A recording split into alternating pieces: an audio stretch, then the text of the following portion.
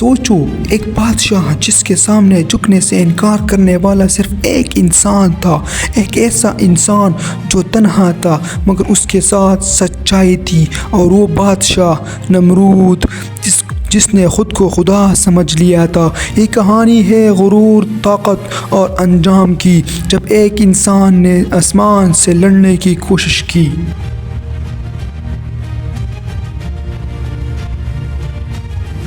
نمرود عراق کی سرزمین پر ایک طاقتور بادشاہ تھا۔ اس کے پاس مال، لشکر اور وہ غرور تھا جو انسان کو اندھا کر دیتا تھا۔ لوگ اس کے سامنے سجدہ کرتے اور وہ ہنستا اور کہتا، میں ہی رب ہوں، میں ہی زندگی دیتا ہوں، میں ہی موت دیتا ہوں۔ پھر ایک دن ایک شخص اس کے سامنے دربار میں حاضر ہوا، حضرت ابراہیم علیہ السلام۔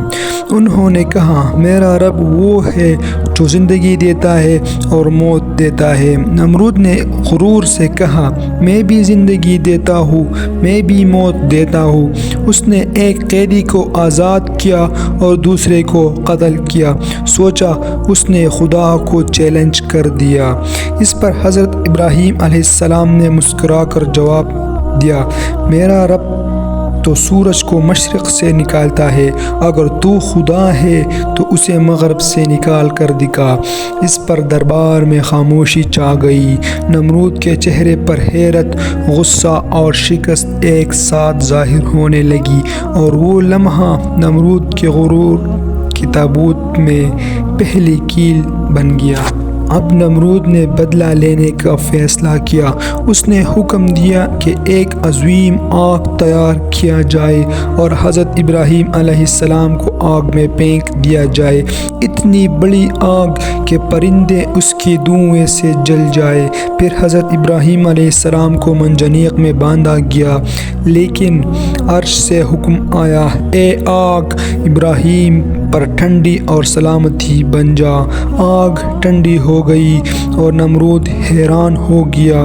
اس نے انسان کو نہیں جلایا بلکہ اپنے غرور کو راکھ بنتے دیکھا۔ وقت گزرتا گیا مگر نمرود باز نہ آیا۔ اس نے اللہ سے جنگ کا اعلان کیا، کہا میں آسمان پر چڑھوں گا۔ اس نے پرندوں کے ساتھ غباروں جیسا آسمان کو چھونے والا تخت بنایا، لیکن آسمان اسے نہ مانا اور زمین نے اس کے غرور کو نکل لیا۔ اور پھر ایک دن اللہ نے ایک ننھی سی مخلوق بھیجی، مچھر۔ وہ مچھر نمرود کے ناک کے راستے دماغ میں داخل ہو گیا۔ دن رات وہ مچھر چیختا رہا، طاقت، تخت، لشکر سب بیکار۔ آخر کار نمرود اسی مچھر سے مر گیا۔